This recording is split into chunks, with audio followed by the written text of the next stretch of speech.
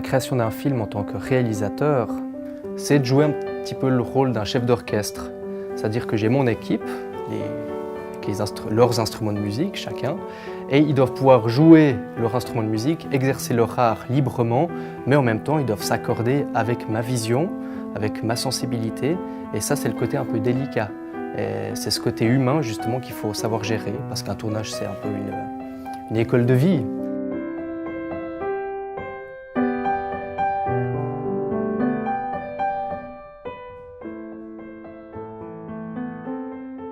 Ce que j'aime transmettre dans le cinéma, ce sont les émotions, mais plus précisément mes émotions.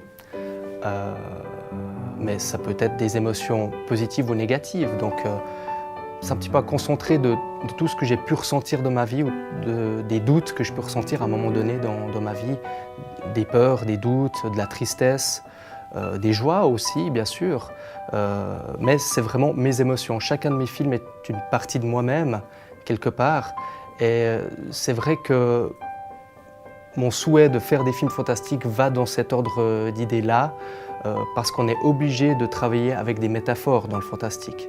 Donc on utilise des choses qui n'existent pas pour parler de choses qui existent. Et vous savez à quel point la réalité est complexe et que parfois il faut passer par la poésie et des métaphores pour mieux les expliquer. En ce sens-là, le cinéma fantastique est un excellent vecteur d'émotion.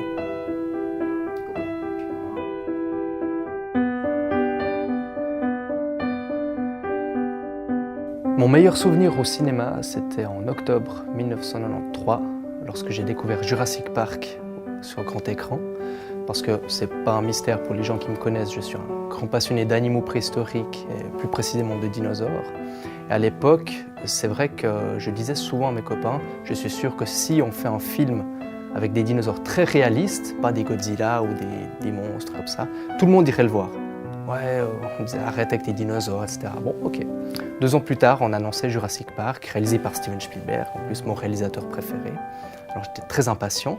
On arrive dans la salle, ils ont fait très attention parce qu'on ne voit pas de dinosaures en entier dans tout le côté promotionnel du film avant que le film sorte sur grand écran. Et dans le film, il y avait cette expectative justement de voir un dinosaure réel, entre guillemets. Et à un moment donné, on voit les personnages dans le film qui voient un dinosaure. Et tous les spectateurs dans la salle disaient « Ah, on va voir un dinosaure, on va voir un dinosaure ». Ils chuchotaient comme ça. Et tout d'un coup, la caméra se tourne et on voit un brachiosaure de 12 mètres de haut marcher de la queue jusqu'à la tête. La caméra fait vraiment un mouvement comme ça. Et les gens ne comprenaient pas à l'époque comment c'était possible de montrer une chose pareille. Et pendant 5 secondes, il n'y avait plus un seul bruit dans la salle cinéma. Et ces 5 secondes-là, c'est mon plus beau souvenir de cinéma. Parce que pendant 5 secondes, les gens y ont cru. Ils ont cru voir un vrai dinosaure.